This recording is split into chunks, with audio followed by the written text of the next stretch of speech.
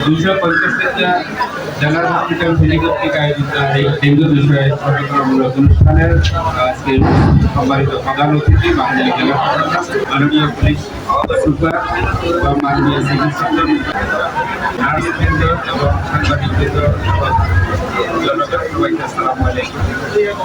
আমরা অনেকেই জানি, এখানে যারা আছি সবাই জানি ডেঙ্গু কিভাবে হয়, ডিজিজ কিভাবে হয়, কিন্তু টোটাল পপুলেশনের একটা মেজর অংশ জানি না এবং এরা ওই সোশ্যাল মিডিয়া দেখে ওই যে টিকটক টাইপের কোনো সচেতনামূলক অনুষ্ঠান দেখে না, মিডিয়া নিউজ পেপার দেখে না, টিভি দেখে না, লেখাপড়া তো নাইও, থাকলেও ওইটা ওই কোনো রকম।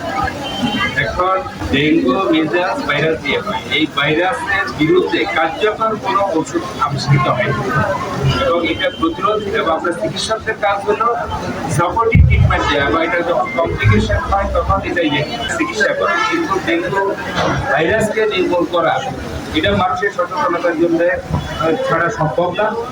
যেমন আমরা জানি যে ভারতে জনপ্রতিনিধি নির্বাচন করতে গেলে একটা শব্দ আছে যে পাবলিক টয়লেট থাকতে হবে। আমাদেরও মনে হচ্ছে আমাদের প্রশাসনের মাধ্যমে রাষ্ট্রীয় বিভিন্ন সুযোগ সুবিধা নিতে গেলে, যেমন স্কুল কলেজে ভর্তি হইতে গেলে, চাকরির জন্য গেলে, ড্রাইভিং লাইসেন্স করতে গেলে যেমন রোড টেস্ট লাগে, এটা একটা শর্ত থাকতে হবে তাদের বাড়ির আঙ্গিনা যেন পরিষ্কার থাকে।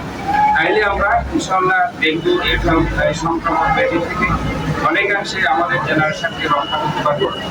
পাশাপাশি আমাদের রোগ প্রতিরোধ ক্ষমতা বৃদ্ধির জন্য আমরা এখন এমন এক যুগে বাস করতেছি, সবাই ওই যে মোবাইল নির্ভর হয়ে গেছে ঘরে বসে বসে।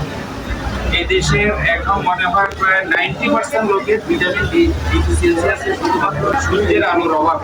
সূর্যের আলোর তো অভাব নেই, আমরা আলোর মধ্যে যাচ্ছি না, সবাই মোবাইল দেখতেছি, গল্প গুজব নাই, খেলাধুলা নাই, পাবলিক টয়লেট নাই এবং উন্নয়ন এই যে মেগা প্রজেক্ট, আমি আশা করবো আমাদের পাবলিক টয়লেট, খেলার মাঠ, বাগান এবং পাঠাগার এই ছোটগুলো নিলে আমরা ইনশাল্লাহ অনেক ভালো থাকবো।